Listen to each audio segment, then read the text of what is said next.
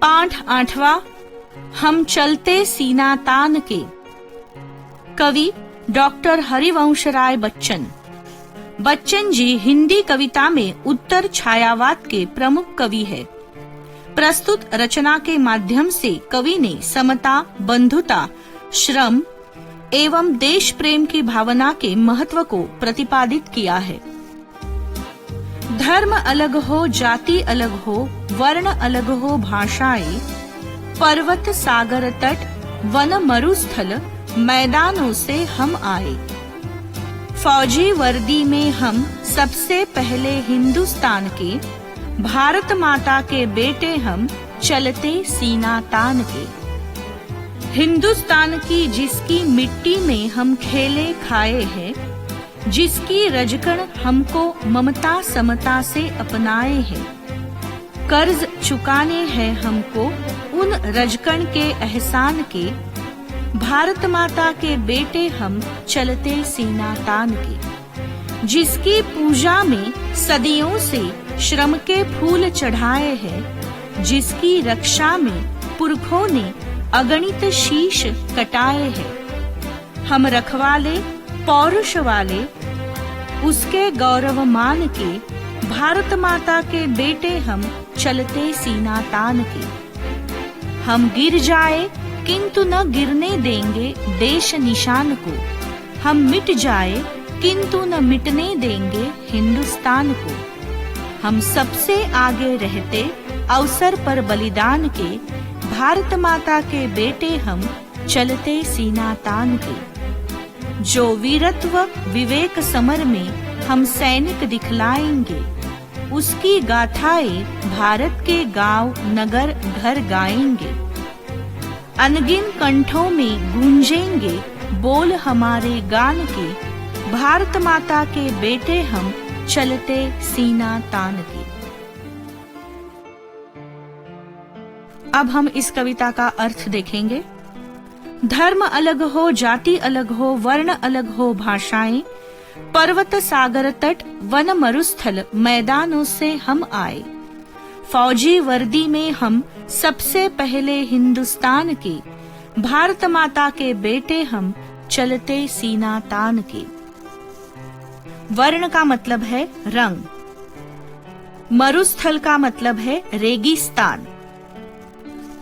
कवि कहते हैं हमारे धर्म अलग है, हमारी जातियां अलग है, हमारे वर्ण अलग है और हमारी भाषाएं भी अलग है। हम अलग अलग प्रांतों से आए हैं। कोई पर्वतीय क्षेत्र से आया है, कोई सागर तट से आया है, कोई रेगिस्तान से आया है, तो कोई मैदानी क्षेत्र से आया है। लेकिन हम सब भारतीय सेना की वर्दी में सजे हिंदुस्तानी ही हैं। हमें अपने भारतीय होने पर गर्व है। भारत माता के हम सपूत हैं और हम गर्व से सीना तान कर चलते हैं। हिंदुस्तान की जिसकी मिट्टी में हम खेले खाए हैं, जिसकी रजकण हमको ममता समता से अपनाए हैं, कर्ज चुकाने हैं हमको उन रजकण के एहसान के, भारत माता के बेटे हम चलते सीना तान के। समता का मतलब है समानता, एहसान उपकार। रजकण का मतलब है धूलिकण। हमारा पालन पोषण हमारी देश की मिट्टी में हुआ है। जिस मातृभूमि की मिट्टी में हम खेल कूद कर बड़े हुए हैं, जिस मिट्टी ने हमें अपनी गोद में ममता समानता से पाला है, हमें उस पवित्र मिट्टी का कर्ज चुकाना है। इसके लिए हम कुछ भी कर सकते हैं। भारत माता के हम सपूत हैं, हम गर्व से सीना तान कर चलते हैं। जिसकी पूजा में सदियों से श्रम के फूल चढ़ाए हैं, जिसकी रक्षा में पुरखों ने अगणित शीश कटाए हैं, हम रखवाले पौरुष वाले उसके गौरव मान के, भारत माता के बेटे हम चलते सीना तान के। पुरखे का मतलब है पूर्वज। एहसान का मतलब है उपकार। कई सदियों से हमारे पूर्वजों ने जिस भारत माता के चरणों में अपने परिश्रम रूपी पुष्प चढ़ाए हैं, जिसकी रक्षा के लिए हमारे कितने पुरखों ने हंसते हंसते अपने शीश कटाए हैं, हम उसी भारत माता के गौरव और सम्मान के रक्षक हैं। हमारे हृदय में साहस की कमी नहीं है। भारत माता के सपूत हम गर्व से सीना तानकर चलते हैं। हम गिर जाएं किंतु न गिरने देंगे देश निशान को। हम मिट जाएं किंतु न मिटने देंगे हिंदुस्तान को। हम सबसे आगे रहते अवसर पर बलिदान के, भारत माता के बेटे हम चलते सीना तान के।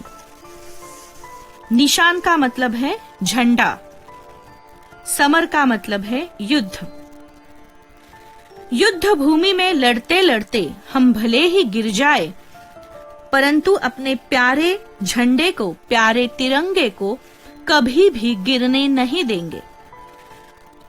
हम मातृभूमि की रक्षा करते करते मिट जाएंगे, देश के लिए शहीद हो जाएंगे, परंतु अपने प्यारे देश पर कभी भी आंच नहीं आने देंगे। हम बलिदान के अवसर पर सबसे आगे रहेंगे। हम भारत माता के सपूत हैं, हम गर्व से सीना तान कर चलते हैं। जो वीरत्व विवेक समर में हम सैनिक दिखलाएंगे, उसकी गाथाएं भारत के गांव नगर घर गाएंगे। अनगिन कंठों में गूंजेंगे बोल हमारे गान के, भारत माता के बेटे हम चलते सीना तान के। वीरत्व का मतलब है वीरता, गाथाएं प्रशंसा, अनगिन का मतलब है अनगिनत। हम भारतीय सैनिक युद्ध भूमि में विवेक और वीरता का प्रदर्शन करेंगे और गांव-गांव, नगर-नगर, घर-घर में उनकी गाथाएं गाई जाएंगी। अनगिनत लोग अपनी कंठों से हमारी वीरता और हमारे बलिदान के गीत गाएंगे। हम भारत माता के सपूत हैं, हम गर्व से सीना तान कर चलते हैं। स्वाध्याय। इस कविता का केंद्रीय भाव स्पष्ट करो। हम भारत माता के बेटे हैं, हम सीना तान कर चलते हैं। हम अलग अलग धर्म, जाति, वर्ण, भाषा, प्रांत से आए हैं। हम जिस मिट्टी में खेल कूद कर खाकर बड़े हुए हैं, जिसकी रक्षा में हमारे अगणित पुरखों ने अपने शीश कटाए हैं, हम उस भारत माता के ध्वज को गिरने नहीं देंगे। अपना बलिदान देंगे, परंतु उस पर आंच नहीं आने देंगे। अपने देश के राष्ट्रीय प्रतीकों के नाम बताओ। राष्ट्रीय ध्वज तिरंगा, राष्ट्रीय गान जन गण मन, राष्ट्रीय गीत वंदे मातरम, राष्ट्रीय पशु बाघ, राष्ट्रीय पक्षी मोर, राष्ट्रीय खेल हॉकी, राष्ट्रीय नदी गंगा, राष्ट्रीय वृक्ष बरगद, राष्ट्रीय फल आम, राष्ट्रीय मुद्रा सिंह शीर्ष। अभ्यास 2। शब्दों के वाक्य बनाओ। भारत राष्ट्रीय एकात्मता का उत्तम उदाहरण है। पानी बरसना बंद हो गया है। ये वही देश है जिसके निवासी सबसे प्रेम करते हैं। रमेश पुस्तक पढ़ता है। इस वाक्य को सभी कालों में लिखो। वर्तमान काल, सामान्य वर्तमान काल, रमेश पुस्तक पढ़ता है। अपूर्ण वर्तमान काल, रमेश पुस्तक पढ़ रहा है। भूतकाल, सामान्य भूतकाल, रमेश पुस्तक पढ़ता था। अपूर्ण भूतकाल, रमेश पुस्तक पढ़ रहा था। भविष्यकाल, रमेश पुस्तक पढ़ेगा। अभ्यास 3। चित्रकथा। चित्रवाचन करके अपने शब्दों में कहानी लिखो। सच्चे मित्र की पहचान। चित्र 1। एक गांव में मोहन और सोहन 2 मित्र रहते थे। एक बार दोनों एक जंगल से होकर जा रहे थे। दोनों मित्र आपस में गपशप करते हुए खाना खा रहे थे। चित्र 2। तभी अचानक सामने एक भालू आ गया। दोनों मित्र भागे। चित्र 3। सोहन आगे था। वह दौड़कर एक पेड़ पर चढ़ गया। मोहन के पास अब भागने का भी समय नहीं था। वह सांस रोककर जमीन पर सीधा लेट गया। चित्र 4।